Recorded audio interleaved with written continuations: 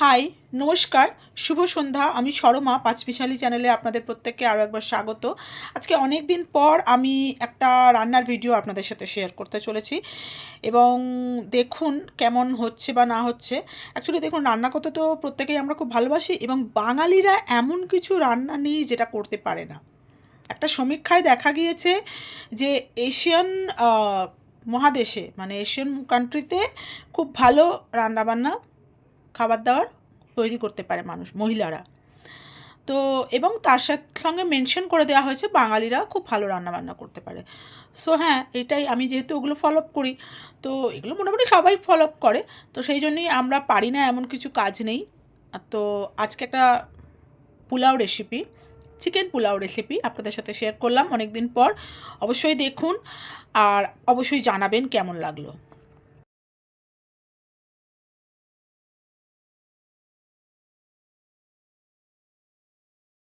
এর মধ্যে আপনাকে নিতে হবে দারচিনি, সাজিরে এবং আপনার গোটা ধনে আর গোটা লঙ্কা দুটো, আর হচ্ছে আপনার জায়ত্রীর ফুল, ছোটো এলাচ, লবঙ্গ, এগুলো নিয়ে আপনাকে, এবং আপনার গোলমরিচ গুঁড়ো, সেগুলো ভালো করে কড়াইতে নেড়ে ওটা মশলা, একটা গুঁড়ো মশলা বানিয়ে রাখতে হবে।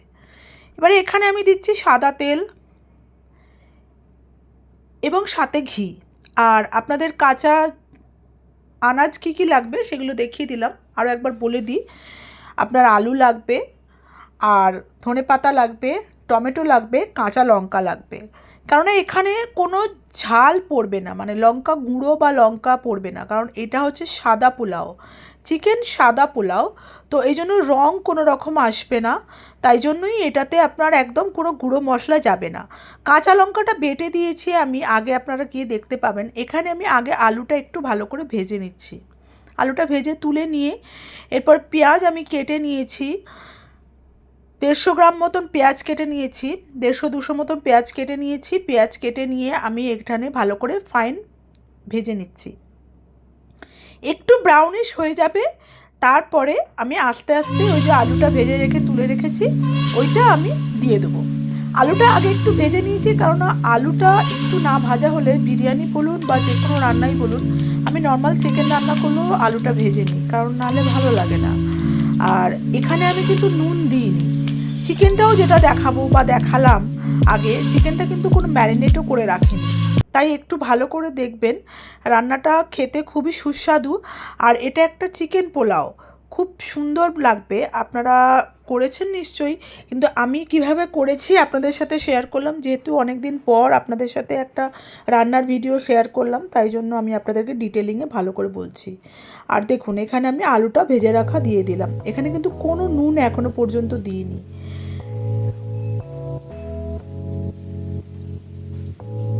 পেঁয়াজে একটু নুন দিয়েছি আর আলুতে কোনো নুন দিইনি, ঠিক আছে? পেঁয়াজটা শুধু নরম হওয়ার জন্য নুন দিয়েছি।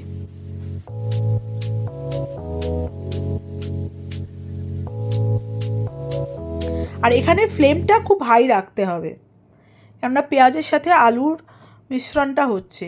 আর এখানে কোনো আপনারা প্রেশার কুকারে বা কোনো আলাদা করে বয়েলড হবে না, একসাথেই জিনিসটা তৈরি হবে। খিচুড়ি বলুন বা পোলাও বলুন বা বিরিয়ানি, যে কোনো এইসব রান্নাগুলো যদি একসাথে দমে হয় রান্না, তাহলে তার স্বাদটা একরকম খুব ভালো হয়। আপনারা চাইলে এখানে বড় প্রেশার কুকারে করে করতে পারেন, তবে আমি প্রেশার কুকারে করে করিনি। আর এবারে দেখুন, আমি এর মধ্যে টমেটোগুলো মেশাবো,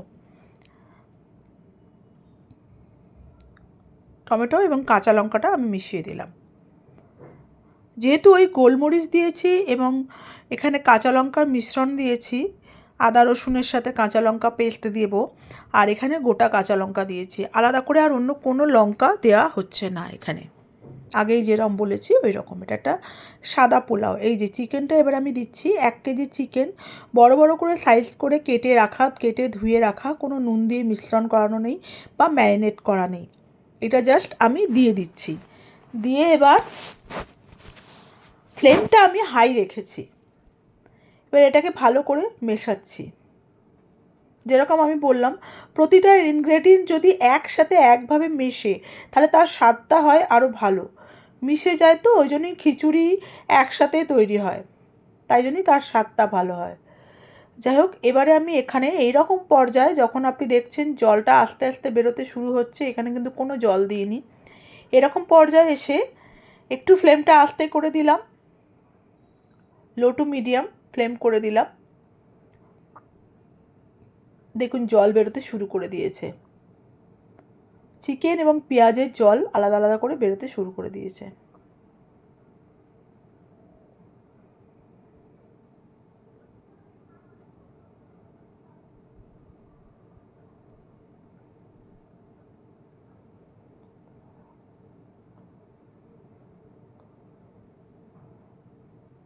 এবারে আমি এইরকম পর্যায়ে এসে নুন দিয়ে দিলাম। একেবারে নুনটা আপনাদের পরিমাণ মতন দিতে হবে, চালেও যতটা লাগবে সেই পরিমাণে নুন দেবেন, কারণ এরপর কিন্তু আর কোনো নুন দেওয়া হবে না। আর এখন দেখুন চিকেনটা অলরেডি নরম হয়ে গেছে। এরপর এবারে জল ছাড়ছে। এবারে আমি এই যে আদা এবং রসুন কাঁচা লঙ্কা এটা আমি শিলে বেটেছি, কারণ যে কোনো রান্নার স্বাদ আরও বেশি বেড়ে যায় যদি সেটা শিলে বাটা রান্না হয়, মশলা হয়। কারণ আমরা তো এখন মেশিনে বাটছি বলে কথা, কিন্তু আমি চিরকালই একটুখানি মানে হাতে বাটা মশলার পছন্দ করি, কারণ তার স্বাদটা খুব ভালো হয়। তা বলে একেবারে যে মিক্সারে বাটি না তা নয়। এখানে আমি আড়াই চামচ মতন, টেবিল চামচের আড়াই চামচ মতন আমি আদা রসুন এবং কাঁচা লঙ্কার পেস্ট দিয়েছি, দিয়ে খুব ভালো করে মিশ্রণটা মেশাচ্ছি।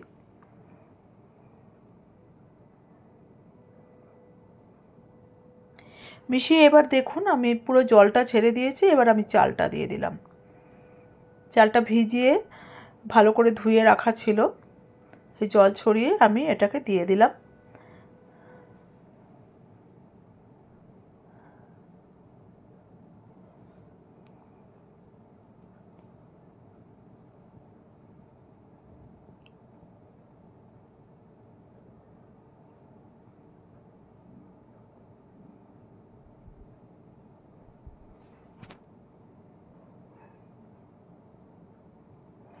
এখন দেখুন মিডিয়াম টু লো ফ্লেম। আর এই যে দেখছেন র মশলাটা, এই মশলাটাই আপনার খাবারের স্বাদটা বাড়াবে। ওই যে মেটেরিয়াল মশলাগুলো দেখিয়েছিলাম, ওগুলো ভালো করে হালকা করে এতে চাটুতে গরম করে নিয়ে শিলে বাটা হয়েছে। এটাও আমার শিলে বাটা। যেহেতু শুকনো লঙ্কা দেওয়া আছে, গোলমরিচ দেওয়া আছে এবং জায়ত্রী ফুল দেওয়া আছে, গোলমরিচ তো আছেই, তারপরে আপনার ছোটো এলাচ আছে, লবঙ্গ আছে, দারচিনি আছে, এই জন্য একটুখানি দেখতে রঙটা লাল লাল হয়েছে, কিন্তু শুকনো লঙ্কাও ওর মধ্যে আছে। যাই হোক, তো খুব সুন্দর মশলাটা হয়েছে, আর একেবারে টাটকা ধনেও আছে ওর মধ্যে। এবারে এইরকম পর্যায়ে এসে আমি একটুখানি পাকা তেঁতুল দিলাম। অবশ্যই এটা আপনাদের অপশনাল, আপনারা থাকলে দেবেন, না হলে দেবেন না। তবে পাকা তেঁতুলটা এই কারণে দেওয়া, যেরকম দেখেছেন নিশ্চয়ই আপনারা, বিরিয়ানিতে একটা আলু বোখরা বলে জিনিসটা দেওয়া হয়, কারণ ওই জিনিসটার স্বাদটা বাড়িয়ে দেয়।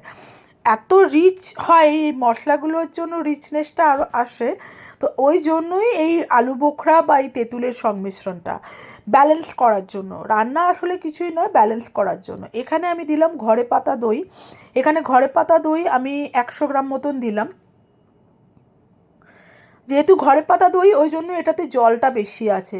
আর যদি আপনারা এটা কেনা দই কিনতেন অবশ্যই এটা একটু ঘন এবং জমা মতন হতো। যাই হোক, আমি ঘরে দই পাচ্ছি এখন, তাই জন্য আমি এটা ঘরে পাতা দইটাই দিলাম, স্বাদটা যাতে ভালো হবে। এবং দইটা দেওয়ার পরেই দেখছেন কীরকম জল বেরিয়ে গেছে। এরকম পর্যায়ে এসে আমি 200 ml এর মতন দুধ দিয়ে দিলাম।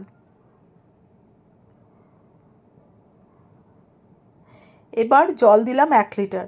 এই জলের এবং দুধের মাত্রাটাই আপনারা ঠিক রাখবেন।